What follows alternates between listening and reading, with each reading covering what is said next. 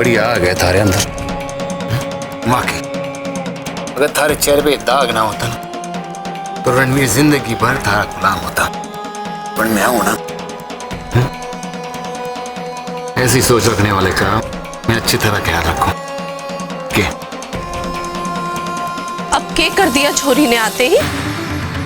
कुछ नहीं, काकी से इसे समझा रहा था कि रणवीर की जिंदगी से दूर रहकर उसके जिंदगी में दखल देने की कोई जरूरत ना है, और उसे समझा रहा था कि हवेली के काम किस तरह करना है। अब तू खड़ी क्यों है? जा अपने कमरे में। सच में अगर थारी दादी सा को सवाल ना होता ना तो इसे घुसने ना देते इस हवेली में। आप ठीक कह रहे काकी साहब, इस पे लगाम कसना बहुत जरूरी है।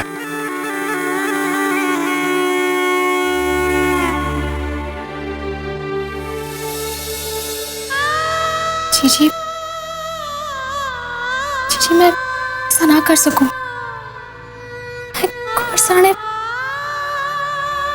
हमारे को छूने भी ना दे सकूं। जीजी, जो आपने देखा वो झूठ था। सर, आपके कमरे में होने की वजह से सब करीब आने का नाटक कर रहे थे। तू उनकी ब्याहता है रसाल। कुंवर साहब को हक है थारे पे। हमारे सामने दिखावा करने की क्या जरूरत है? सब क्यों बोल रही हो जीजी? आप जानो कि कुंवर साहब हमारे ना है, आपके हैं। मैं सच कह रही हूँ जीजी, पूरी रात उन्होंने सोफे पे सो के बिताई, पर सुबह आपके कमरे में आते ही अचानक न जाने क्यों वो हमारे करीब आने का दिखावा करने लगी।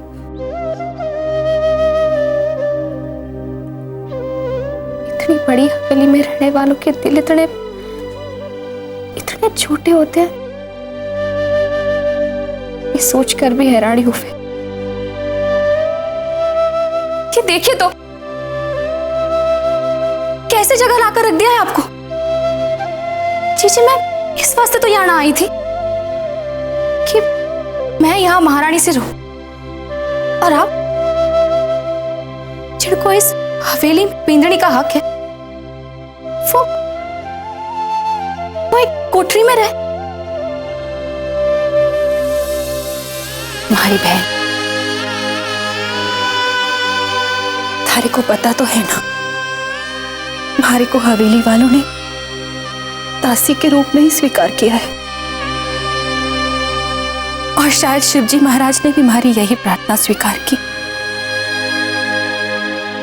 कि इस हवेली में दासी बनकर ही सही कुंवर साहब के करीब रहूं, अपना दाग छुपाकर मैंने उन्हें जो धोखा दिया है उसकी कीमत तो मुझे चुकानी पड़ेगी ना। जीजी, आपने उनको कोई धोखा ना दिया है, धोखा तो आपके साथ हुआ है। जो हालात ने किया, हालात को बदला ना जा सके है रसाल। हाँ, उन्हें सुधारने की कोशिश जरूर करनी चाहिए। हमारी बात मान, हमारे साथ ये हुआ है भूल जा। तू कुंवर सारी ब्याहता है, उसको ख्याल रख। हमारे बारे में सोचकर अपना जीवन खराब मत कर। माफ करना जीजी, आपको आपकी खुशी दिलाने वास्ते एक जन्म तो के 1000 जन्म भी लड़ती रहूंगी। और रही बात कुंवर साहब को अपनाने की, तो ये ना हो सके। बेशक वो मारे को ब्याह कर लाया यहाँ, पर हमारी आत्मा वही गांव में छूट गई है। विक्रम के पास।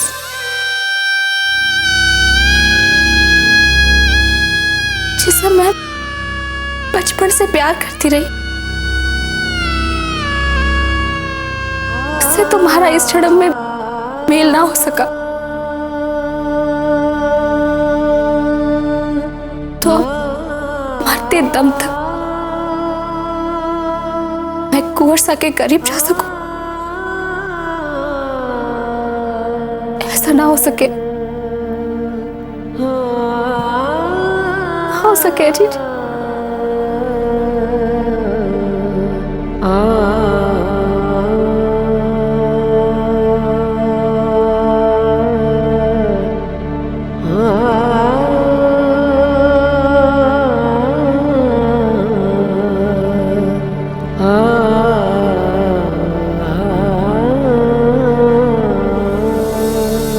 अब जब मासा की भूख हड़ताल टूट चुकी है और रणवीर की रसाल के साथ शादी हो गई है, तो हमें भी पिछली बातें भूलकर आगे की सोचनी चाहिए। सबसे पहले हम मुंह दिखाई की रस्म कर देते हैं। आप ठीक कह रहे हैं भाई साहब। मैं गांवरी ठाकुराइन के सवालों का जवाब देते देते थक चुकी हूँ। पंडित जी से बात कर ली है, कल का दिन शुभ है। भाई साहब तो बेझिझक रसाल को रणवीर की बींदनी बताकर मुंह दिखाई की रस्म हो सके है। हो तो सके है मेघ, पर एक समस्या है। अब की समस्या है? भाई मासा की नजरों में रुक्मणी लौट कर आ गई है, पर रणवीर का ब्याह रसाल से हुआ है ये उन्हें पता नहीं है। और अगर घर में मुंह दिखाई की रस्म हो और मासा को पता ना चले, तो ऐसा तो ना हो सके। ताया सा, आप कहें तो मैं दादी सा को कहीं बाहर घुमाने ले जाऊं? उनकी गैर मौजूदगी में ये रस्म आसानी से हो जाएगी। हाँ, मैं मुमलरी बात से सहमत हूँ। पर मैं सहमत ना हूं। मासा की ऐसी हालत नहीं है कि उन्हें सैर सपाटे के लिए लेके जाया जाए। भाई साहब हवेली में उनके रहते हुए मुंह दिखाई की रस्म हो सके, बड़ी आसानी से हो सके। देखिए, मासा तो ज्यादातर अपने कमरे में रहती है, और जो उनके कमरे में उनके साथ रहती हैं, अगर वो मासा को वहां रोके रखे तो। तुम किसकी बात कर रही हो? गायत्री जीजी की।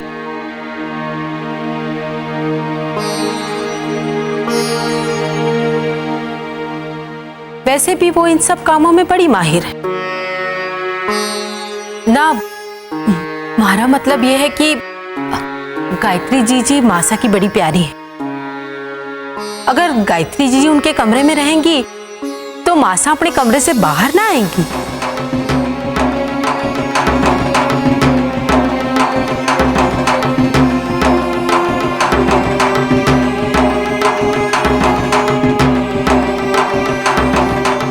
ठीक है, मैं करता हूं बात गायत्री से।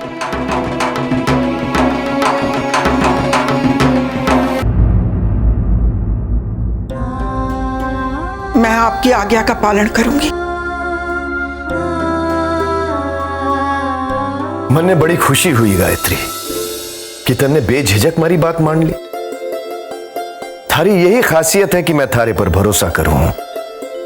तन्ने हमेशा हमारे फैसले का साथ दिया है। जी, सिवाय एक फैसले के। जी, मैं आपके फैसले के खिलाफ नहीं हूं, पर मन में एक शंका है कि कहीं आपका ये फैसला महंगा न पड़ जावे। क्या गलत फैसला ली हो मैंने? भाई तुम्ही ने कहा था कि रुक्मणी को वापस ले आओ, वही तो किया है मैंने। पर मैंने ये तो नहीं बोले हो जी कि उसकी बहन रसाल को भी साथ ले आओ। बगैर रसाल के रणवीर को मनाना आसान नहीं था। पर आप जाने भी हैं कि आपने इस फैसले के कारण कई जिंदगियां दांव पे लग गई हैं। क्या चाहती हो तुम कि हम रुक्मणी के जले हुए चेहरे की मुंह दिखाई करते? बेशक, पर आपने तो नहीं किया। वैसे भी इस हेली की मान मर्यादा के लिए जिंदगियों की बलि चढ़ाना कोई नई बात तो ना। मान मर्यादा की आड़ में तुम हमारे पर व्यंग कर रही हो? ना जी, मैं एक औरत री बात कर रही हूं। मैं रुक्मणी की सूरत की नहीं, उसकी सीरत की बात कर रही हूं। आप उसे अपने मां के लिए यहां ले आए, एक नौकरानी बनाकर, और वो भी चली आई यहां। मैं तो आपको संतान का सुख ना दे पाई, फिर भी आपने महारे को इस घर की बड़ी बहू का दर्जा दिया। और रुक्मणी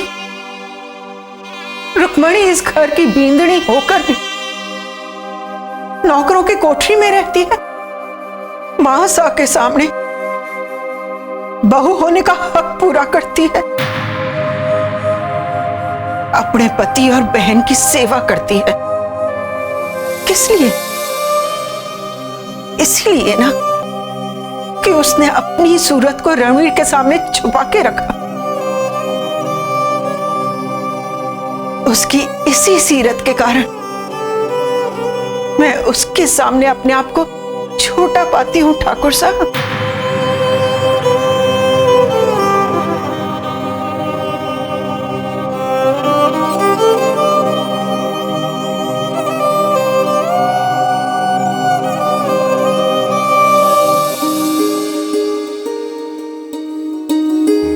कजरी, मैं अपना तौलिया भूल गया, जरा मेरा तौलिया देना दो।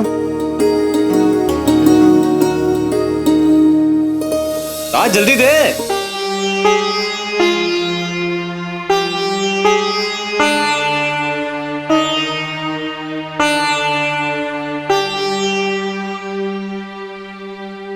और सुन, मेरे जूते और कपड़े भी निकाल देना, मुझे तुरंत कहीं बाहर जाना है। और हाँ, नाश्ता भी लगा देना जल्दी।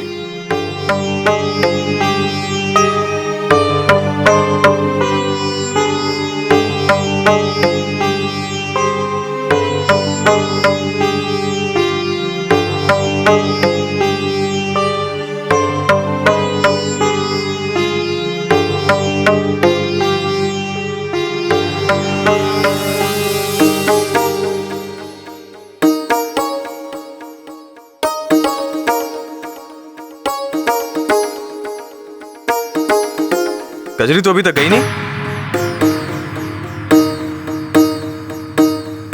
चल जल्दी जा। अब जा।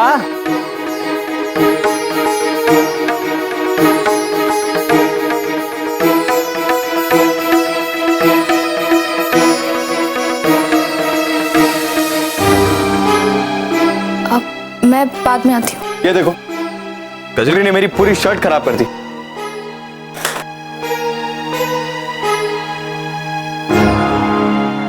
मारे को लागे वो बटन टाक रही थी, जिससे उंगली में सुई चुभ गई हो।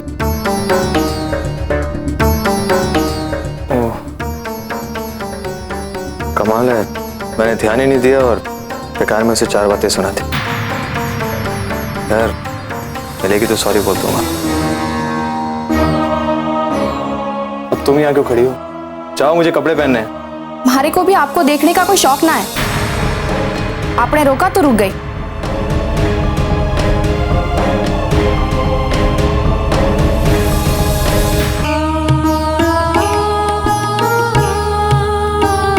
दादी सा,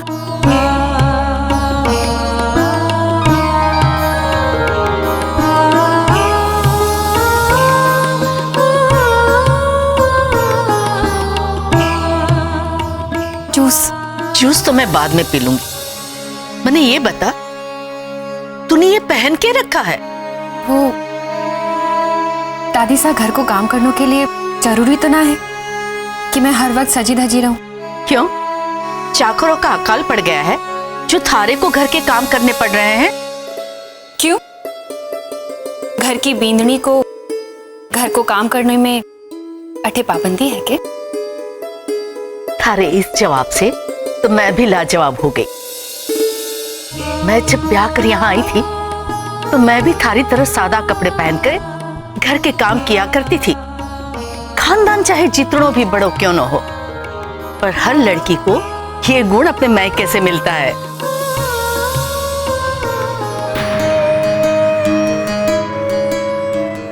तुम्हारी उंगली को क्या हुआ?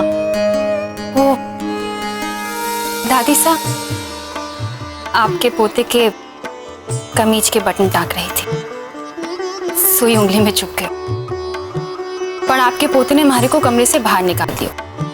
रणवीर बड़ा शर्मिला है। बचपन में मैं उसके पोतड़े बदला करती थी, पर बड़ा होने के बाद कपड़े बदलने से पहले मन्ने भी कमरे से बाहर जाने को कह देता था। दादी साहब, शुभ काम के लिए आपका आशीर्वाद लेने आया। हमारा आशीर्वाद हमेशा थारे साथ है। तू रुक्मी को वापस ले आया, पर अब उसे डांटना फटकारना भी बंद कर दे। ऐसा मैंने क्या किया? क्यों? ये थारे कमीज में बटन लगा रही थी, शाबाशी देने के बजाय तूने उसे कमरे से ही बाहर भगा दिया।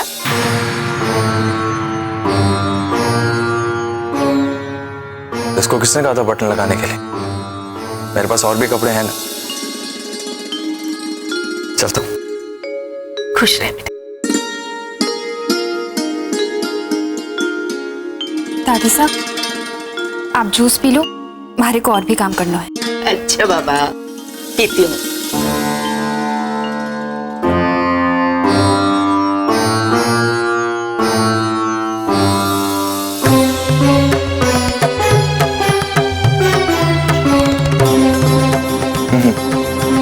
यार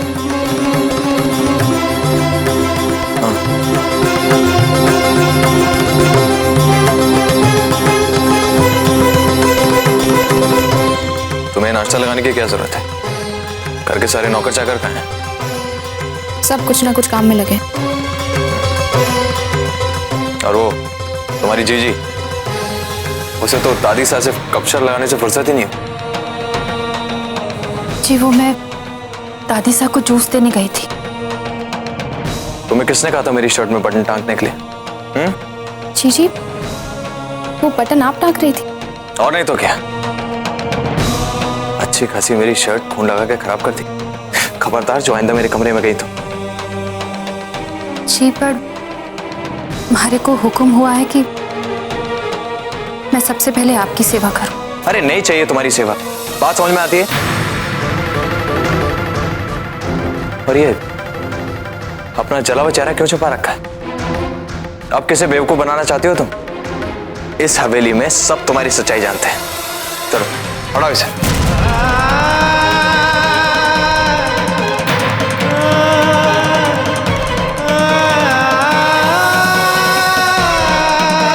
देखने दो इस दुनिया को, ताकि फिर कभी कोई मेरी तरह तुम्हें पहचानने में भूल ना कर बैठे।